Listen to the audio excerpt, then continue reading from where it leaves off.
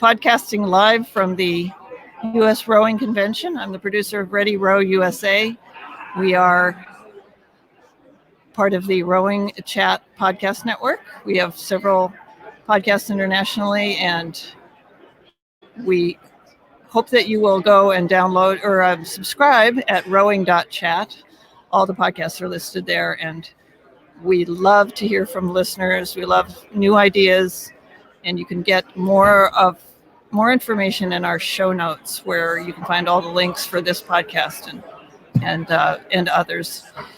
So I'm sitting here today with Steve Hargis, who's the director of U19 High Performance Director for US Rowing, and he's been kind enough to stop by and give us some of the details on the work that he's doing across the country and with the under 19 group. And tell me a little bit more about what's a day in the life of Steve Hargis. Yeah, well, that's craziness. Because I'm also an athletic director in East Lyme. Oh, East Lyme, yeah. So that keeps me extra busy. But on the rowing side of it, we have really we're part of the national team structure. So you have the senior team, the para team, U23s, and then the U19s. And my job in the U19 world is to ensure that we find the best talent that the U.S. has to offer. Okay. So that hopefully over time and with the right amount of education, the right amount of training and understanding of how they can advance themselves, that we produce Olympic medalists. That's what we do. And we've had pretty good success at that so far. We're really proud of our entire program. And it really comes down to the quality athletes that are out there and the quality coaches that are out there. And so both of these groups have worked very well together. And we have some amazing athletes in this country. The hardest thing for us to do is identify them. We're a big country. Do you travel a lot? Yeah, I don't necessarily do. I do a fair amount of traveling, but we have a number of coaches around the country that support us. Okay, They're not paid U.S. Rowing employees, but they are big supporters of U.S. Rowing. They assist us, and they have a vested interest because then their programs will get better too, if their kids are involved. Of course, Really, it's for us. We have these. It's kind of like the Olympics every 4 years. We have these seasonal things that happen each year, and they're kind of separated out. So we start the year off, like in January, we'll start the year off with these identification camps. Okay. And we have 11 for girls and 11 for boys. They'll be posted next week on the US Rowing website. Is that during a vacation break? Yeah, no, it's like just one day. It's just one day. We invite all comers. Okay. We don't care if you're new to the sport or if you have been on the junior world team and been a medalist. We really don't care. Nice. So show up. Is it an erg test? It's an erg test involved, so we would do a 2K test. First we introduce them to here's what we're all about. Here are our expectations. Answer a lot of questions. Moms and dads, are there. And then we ask the moms and dads to leave so we can then get to our business. Right? I'm familiar with that scenario. And then we do the 2K test, and then we take them out of the water, and we get a chance to see all of them. How many of them would there be?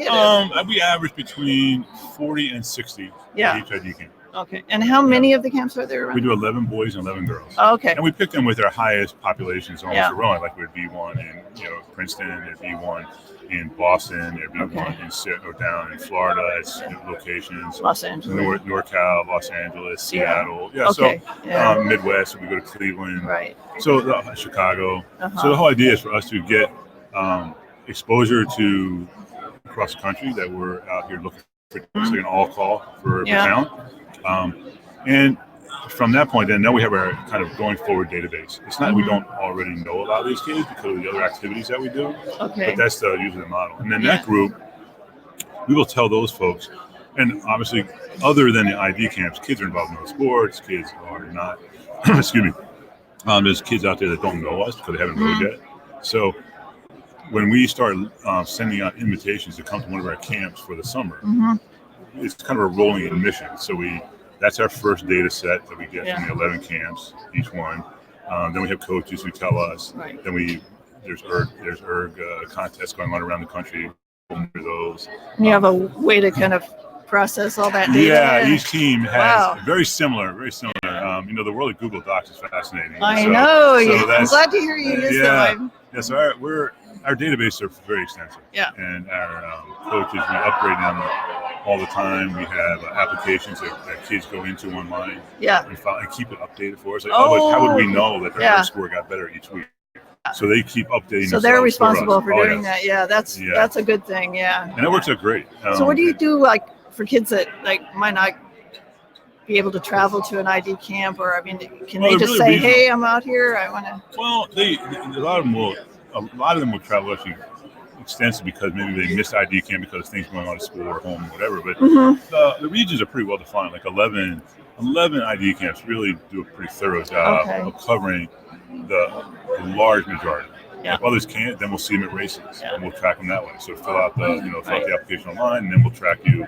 And we have the information about you. So we have a fair amount of responsibility on the athlete themselves to make themselves known to us and keep themselves updated. Otherwise, how would we know? We're talking about a lot of. We're talking in excess of like 800 kids by the time we get it all done. And then what they're really doing is they're putting themselves out there in the world of U.S. rowing U19 for a couple different opportunities. Actually, a few different opportunities. One is you get invited to the highest level is you get invited to selection camp to try out for the junior national team. This year we're going to Slovenia. And we are nice place. Yeah, and we're really excited by the fact that obviously we're cheering on our Olympians. We think that's fantastic because a number of them were past U19 rowers for us, and so for sure, so that's great. That's always say that juniors are future masters rowers. Yeah, very true. I liked it. Very true. Being a of a certain age myself. But, yeah. So what the next level is, and you get invited to the Canamex camp, and those folks then Canada. Yes, and so this year it's a 3-way competition that we have between us, the United States, Canada, Mexico. Last year we hosted Sarasota. This year because we hosted by the Canadians somewhere. They said in Ontario. We're not quite sure where the venue's going to be yet. Middle of July. And then the last group that we have out of our high performance world or our selection world would be the high performance camp. Yeah. Those folks will then go through a training period, and then they will go and race at U.S. Rowing Nationals in Cincinnati. Okay. So that's in 2020 in Cincinnati. Yeah. Right. So does that change that location? I think it's a 3-year agreement. So okay. Okay. Yeah, I got it. Yeah. So what will happen is those three groups are kind of our pretty strong going forward pipeline into our world team that we send off. I see. So like half the kids that might get cut from the selection camp will be eligible to come back next year because they'll be young enough. Yeah. And that's usually what happens. Do you find that they do that, or they get discouraged, or they just got the fire in the belly? I'm sure there are some discouraged ones. I mean, it'd be silly of me to say that that's not true. Yeah. I would say in general they're a pretty motivated group. Yeah, and they know what they were lacking. Like it becomes obvious through discussion, through feedback, through seeing what happens when you're competing against other, hands-on competition, and I think it's the way so I'm very proud of our coaches. They handle it well. Like they have are very clear about the expectations. They're very clear about how the selection process is going to go. All the results are posted. Then they can't say, "Oh, so and so just didn't like me," or all the just giving me the stink eye. There are mid-session meetings. I mean, personal meetings, but this is where you need to go if you really want to go. Good. So there's mentoring aspect to it. Yeah. Because that in itself is a developmental process. Yeah. If these kids are eligible to next year, why would we not want to be sure that they do the best that they can? Yeah. And then what would happen is potentially you can have some switches between, like, these people were invited in for Canamex, but there's one standout over here. Yeah. So that person can always make it. Sure. Junior world, right? Yeah. You can have someone from the high performance jump leapfrog if they show up to camp. Remember, we only saw them for one day. Yeah. Oh, yeah, because you could have that bad. Right? And so we know these kids at the selection side really well. We've seen them for a couple of years. Yeah. These kids, we don't really know all about. And so all they get to camp at high performance, and geez. Yeah. Look at this. Now, why this makes it good is because a number of years ago we changed it to they're all co-located. All the boys' camps, those 3 camps, are in Chula Vista. So we see all the kids in the same place. Right. So it's all boys and girls are in the same camp? No, the boys are all in Chula Vista. Those 3 camps, selection, high performance, and Canamex, are in Chula Vista. I see. It's in San Diego. And the girls' camp starts at New London, Connecticut, at Coast Guard Academy, and then goes to Princeton. Are they the same number of kids? Yep, same number in both camps. They'll start out with of those 3 groups, they'll start out with between 60 and 70 kids, somewhere in that range. Yeah. And we would take, there's 25 that we take for the world team. There's 15 that we take for Canamex, and another 15 we take for high performance. That's 30, the arithmetic. It's about that. And have you seen a greater level of diversity in the high performance group? Or is that something you're? No, that's definitely work in progress. Yeah, I mean, Patrick is, that's one of his key, I think, missions that he wants to see that extended. And Patrick McNerney, the president, our CEO, Patrick has really done a nice job in verbalizing that, supporting that. Mm-hmm. We have tried to be responsive to that. I think it's very difficult because I think that it's a couple of things. So if you have a diversity program, you still need to be able to identify and have a diversified group of people who are interested in doing our sport. I know. For starters, right? And then the second thing we have is we're working diligently on, have been for the last couple of years, is that those folks who can't afford either some or portion of the camp fees, right? And so we have spent a lot of time in raising money. Okay, so that was my next question. Yeah. So always we have a form to fill out, but it's something that said, because it can't just be the best rowers who can afford it. It has to be the best rowers. Period. Right. Yeah. Exactly. Like Anita DeFrance was on earlier, and she said in her talk yesterday, she said doesn't matter, or no, it was just today when she came by. Doesn't, when you get in the boat, it doesn't matter who you are. No. You push the oar. Exactly. You push it. Exactly. And I think like everywhere else, that will take some time. I mean, this sport has been around for a while, and like we heard the presentation today about Henley. I mean, there are some things that reinforce that, not a lack of. I feel a little inferior for not having a jacket. I mean, those ladies at Vespers. I've been to Henley and I don't have a jacket. So. Yeah, we the ladies at Vespers were all, they had their jackets on yesterday. Yeah. I mean, it's really, listen, it's a great event. I love it. Well, I love Henley. Tomorrow we're going to have a couple of high school coxswains come on the show. Yeah, good. This sweet kid came by and she's like, "Yeah, sure, I'll come on. I'm a coxswain. I can talk." So is coxing part of the camp? Or yeah. And sculling or is it there's just sculling sweeps? So we take the single double quad. Okay. And the single and double come out of trial. They don't go to camp. I see. They have trials. The pair comes through trials, and the straight four is a camp boat. So the coxswain is part of our. They would get invited, and that's a harder thing because we really can't see them racing or at ID camp. What is key for us, though, and kind of our first marker, it's kind of like the SAT score of you're going to college. For a coxswain, we need to hear their audio. That's what she was saying. They submit a tape or something. We asked them to submit us an audio Hopefully no file. swearing. Yeah, it happens. But here's our thing. Is that, first of all, do they have command of the situation? Yeah. And if they don't have command of it right away, no, that makes sense. Thing, right? The second thing is they're able to make the boat go faster without asking for a whole lot more, because the expectation is if you're racing at the World Championships, that's about as fast as you're going to be able to go. Yeah. Like that, your level of intensity is going to be capped out. So for a coxswain to say, like, give me more. Yeah. Like where's that going to come from, as opposed to, hey, let's make some technical changes that will support creating a better rhythm in our boat. Got it, yeah. And we will go faster just because we are rowing better. You should just all test them all on the head of the Charles course. Just send them over to Cambridge. So we do that. So Laura Simon is our coxswain coach. Yeah. And she is phenomenal. Yeah, so she goes through the guys. With most of them, the coaches that have boats that require coxswains, like the Cox 4, they listen to them. And then if they have any questions or want Laura to follow up, she supports the boys program as well. So for us, that's key. The coxswains do know that, as you've seen that. And like anything else, if they believe they have a better tape, we'll just send it in. So again, they're responsible for following up to tell us. To let you know, The hardest thing about the coxswains is we invite them pretty late in the game because there's so many schools that don't get on the water too late. Therefore, they're not really having racing activity. They don't so it could be we don't get some tapes. The kids can send them in, obviously, but we won't get all the tapes what in if you until could do May. It's it really makes sense, late. especially for Boston or Minneapolis. So we tell them, well, that's why. So it could be a week or two before the end of selection that we're inviting them. Yeah. So, well, and then As far as I was wondering if you could do an erg, like a cox and erg. No, they do. They do. No, yeah. Listen, next time when they had that ID camp in Boston, you just stop in and watch. Oh, I will. Yeah. Because it depends on who's coaching it, or it depends how it's set up. Is that we allow kids to cox and things, and they can hook the ergs up together, right? Well, we don't do that for the testing. Oh, I see. Could they? But we don't do that. But there is something too. Like I've done like erg relays, and you have someone coaching you. Absolutely. And it makes such a difference. Right. It's amazing. They're great motivators. Yeah. It can be great technical help.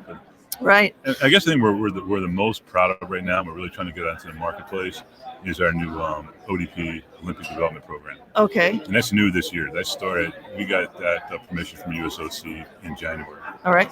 And we it came on kind of fast and furious, because one of the things we wanted to do was really show that there is a pathway from here, because we call it high performance camp, we call it Canamex camp, selection camp.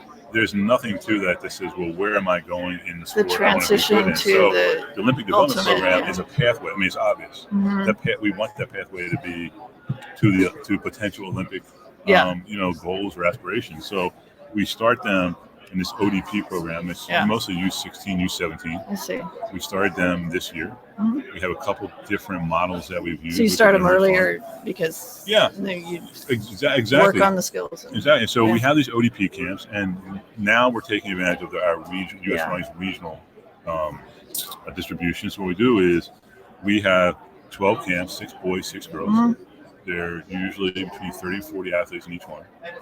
They don't necessarily have to be the same camp.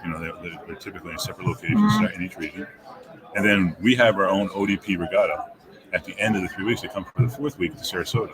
Oh. So they all compete. But I hope that's in the winter. Since we control this in the environment, we have them do.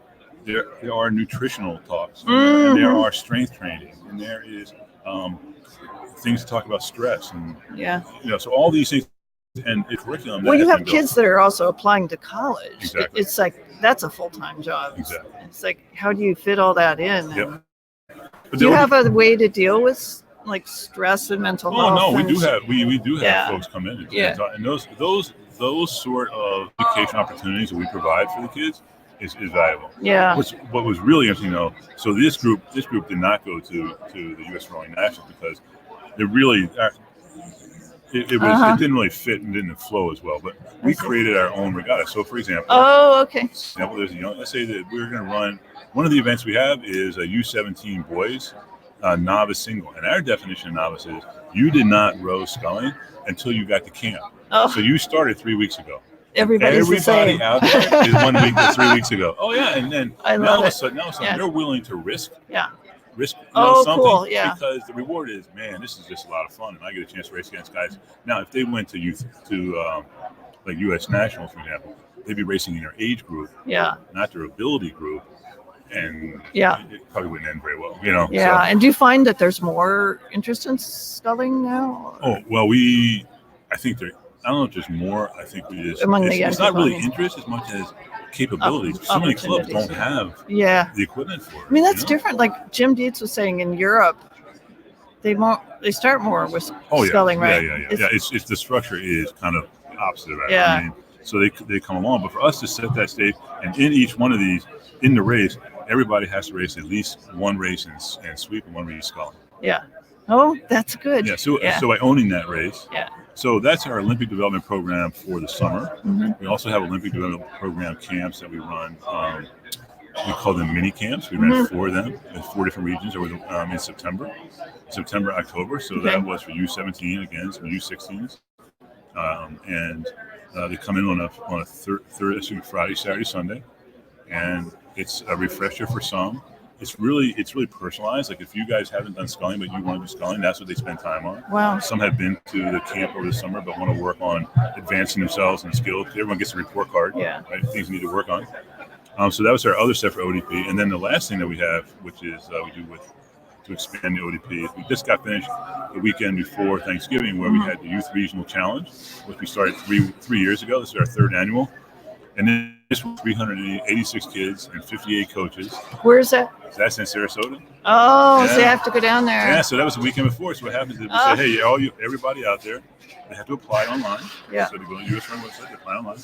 Then the coaches go through, and it's mostly just paper stuff. They don't really get a chance to get a camp.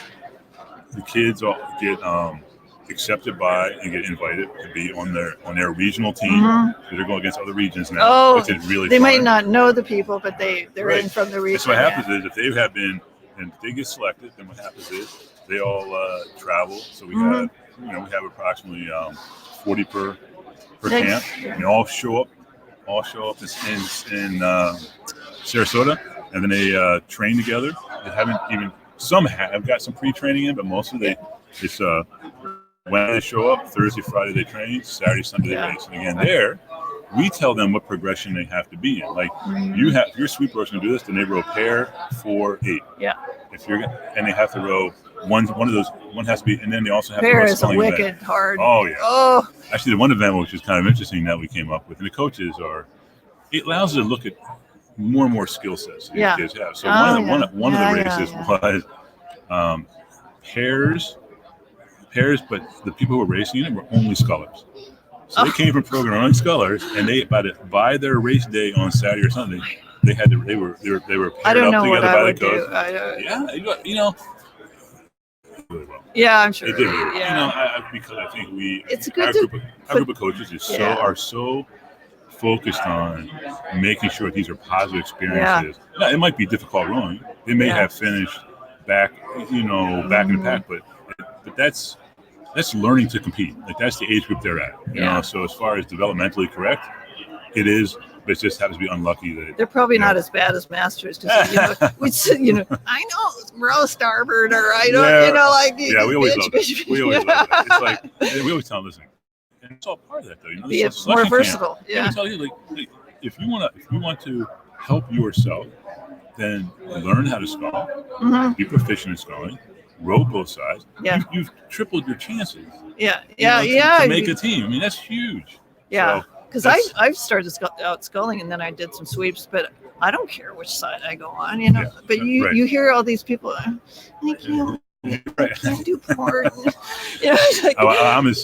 think that what we have, this ODP model is one that hopefully as it builds, it will provide real opportunities for, and what I call it an educational. I mean, it's a syllabus. And this is to the point where if it says in our training manual that on the third week of training, during the third training, on the second Tuesday, you're doing XYZ, then every camp, all 12 camps are doing that on the second Tuesday. Measure XYZ. Well, it's consistency because otherwise, we used to have a lot of camps, but we kind of knew what they were doing, but now we know that every athlete is getting the same message. Did you develop that? Yeah, we developed everything else. Yeah. I mean, let me tell you what, the staff that's been involved with ODP development is second to none, and it keeps expanding across the country. Like I said, we had 58 coaches, and we were basically a 1-to-8 ratio for training for these kids. And that's the really exciting part to me because our coaches are level 2 certified. Yep. I mean, there's some few who are just finalizing it now, but that's what we need. So we probably have in our inventory. How many levels are there? There's the 3. Oh, yeah, level 1, 2, and 3. 3, yeah. But our coaches are all level 2, and then you had level 3 was the first one was being launched here. Chris Portnowski has done a phenomenal job. Yeah, I heard talk to a lot of people that were in the coaching certification program. Yeah, I don't know how I did. Well, there are a lot of levels. Yeah, they get those levels. The level 2s. I mean, level 2 is important because it just it ensures that we really have the quality coaches. Yeah. And I think that they've all done. It's probably in our inventory right now. I haven't done a count, but we probably have 75 to 100 coaches that at some point in this past year have been involved with one of those programs. Yeah, that's good. Yeah. Good depth. Yeah, I was just wondering, like the difference in development between boys and girls. I mean, it doesn't seem like it's a one size fits all at age 16 or 17. It is. I can only say I've coached the junior national women for a number of years. I've run and developed boys development camps. Working on developing boys program for boys is much harder. It's also, I mean, we may see them, and you've seen this. You've been around sport. You may see them in February in ID camp. Yeah. And then you see them in June. And they're just, oh my God! I mean, you could have 3 inches. Exactly. I know my son was like that. Yeah, 3 inches. That's how it is. So it is far more difficult to kind of know what you're working with, because by 16 a girl's pretty much the size. Whatever her erg score is will get a little bit faster because of fitness level, strength, and all. But you're not going to get that physiological change that boys will have, right? And that is more difficult as far as knowing what the talent base is going to show up on day one. So is there like an addendum for that? Well, they continue updates. Updates. So listen, if you had a growth spurt, and you're 3 inches taller now, guess what, man? If you don't tell us, we're never going to know. Right. Great. So. Wow.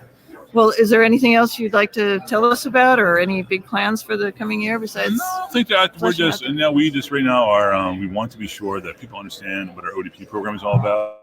Most of Olympic Development Program. We're going to be at most of the major erg contests this year. Okay. With one of our staff members. Oh, that's a good opportunity. With a flyer, with evaluation, parents and kids have done a nice job of getting us back evaluations, and we're happy with the quality of those. Those are really we're proud of ourselves. I'm glad. So we're going to make sure people understand that. Yeah. And what is the opportunity? This isn't it's not a regular camp. And we've had those in the past. This is camp which is really focused on creating a much more educated, increasing skill set, and then be fearless. Yeah. Be fearless. When you want to go to the next level, just when you get to that regatta, that's the Summer Cup in Sarasota. That's cool. That'd be a lot of fun. No limits. I really appreciate you allowing me to give me this opportunity. It's great. No, anytime. Let's keep in touch, and we'll keep posted on us on your program. I will. Yeah. All right. Take care. You very much. Thank you. All right. We'll end it up here. You got something else going on tonight? Nah, probably.